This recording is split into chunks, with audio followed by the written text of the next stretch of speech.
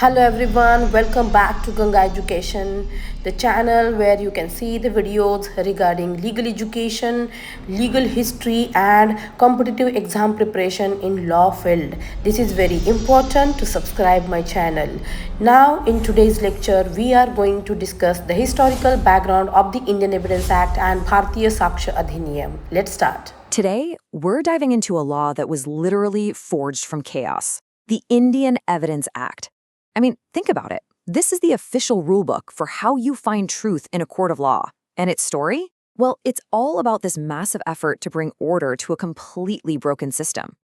It really is the single most important question in any legal case, right? In a courtroom, how do you actually separate fact from fiction?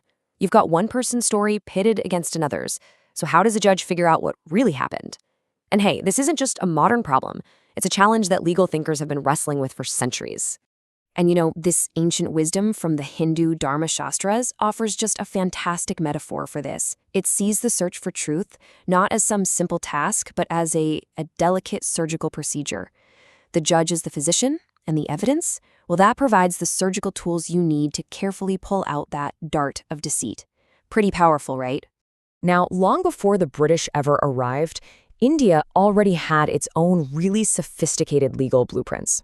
So this wasn't some new idea being introduced, it was a field of law with incredibly deep roots. You see, ancient Hindu legal thinkers were incredibly organized. They actually categorized evidence into three very distinct types. You had lekhya, which is written documents, sakshi, that's the testimony of witnesses, and bhukti, which is proof of possession. I mean, this wasn't just guesswork. This was a highly structured system, centuries ahead of its time. And later, under Muslim jurisprudence, this structured approach just continued with a clear distinction between oral and documentary evidence. So the key takeaway here is pretty clear. The core components of what we think of as modern evidence law were firmly in place in India long before the colonial era ever began. Okay, so let's fast forward to the British era. And this is where that long history runs head-on into a major problem. Because instead of a unified system, India suddenly found itself with a fractured and totally chaotic legal landscape.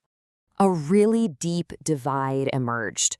So in the big presidency courts, we're talking Bombay, Madras, and Calcutta, justice followed the structured, predictable rules of English law. But then you go out into the rural Mofuso courts, and it was a total free-for-all. Judges had what was called unfettered liberty, which basically means there were no consistent rules. Evidence that was accepted in one courtroom could be thrown out just down the road. It was a mess. And this wasn't just, inconsistent. Historians describe it as total chaos. Can you imagine trying to get justice when the rules are constantly changing depending on where you are? This whole unpredictable system was just crying out for a single unified code. So, the stage was set for one of the most important legal reforms in Indian history, the long, difficult journey to create a single law of evidence for the entire country. And listen, this was not a quick fix. The process took nearly 40 years. The first attempt back in 1835, it failed. Over the next couple of decades, 11 different laws were passed, but none of them addressed the root of the chaos. The problem was just proving to be so much harder to solve than anyone had expected. By 1868, it seemed like a solution was close. A draft bill by a commission led by Sir Henry Maine was submitted, but it got rejected. It was seen as too complex and unsuitable for India. This failure, though, cleared the way for a new legal mind, a guy named Sir James Fitzjames Stephen, who would finally be the one to crack the code. So with the passage of the Indian Evidence Act of 1872, that chaos finally began to fade. But its impact was far wider than anyone could have possibly imagined at the time.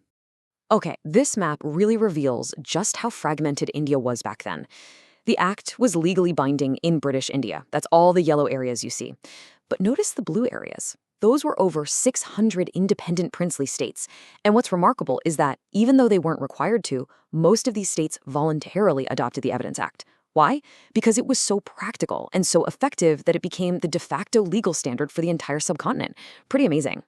So this new law brought unity. That's huge. But what kind of law is it exactly? What does it actually do? Well, to answer that, we need to get a handle on a fundamental distinction between two types of law. Okay, think of it this way. Substantive law tells you what the rules are. For example, a law that defines what theft is, that's substantive. Adjective law, which is also known as procedural law, tells you how to apply those rules. It's the set of instructions for the courtroom. How do you actually go about proving that a theft happened? And this is exactly, precisely where the Indian Evidence Act fits in. It is adjective law. It doesn't define crimes. What it does is provide the instruction manual for the entire legal machine. You can think of it as the official rulebook for how facts are presented, challenged, and ultimately weighed in a court of law. At its very heart, the entire act is built on three simple but really powerful principles. First, stick to the point. Evidence has to be confined to the matter in issue. Second, no he said, she said. Hearsay evidence generally isn't allowed because, frankly, it's unreliable. And third, bring your best proof. If you have an original document, don't show up with a photocopy.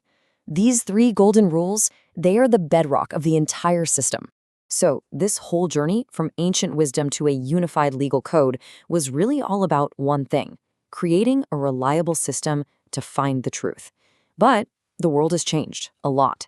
The Evidence Act was built for a world of paper documents and human memory. So the critical question for us today is this: in a world of deepfakes and digital misinformation, is a 150-year-old framework for finding the truth still enough? Well, that is the challenge now facing India's entire legal system. And to cope up with this challenge, Bhartiya Sakshya Adhiniyam 2023 is enacted. Thank you for watching my channel. Subscribe for more.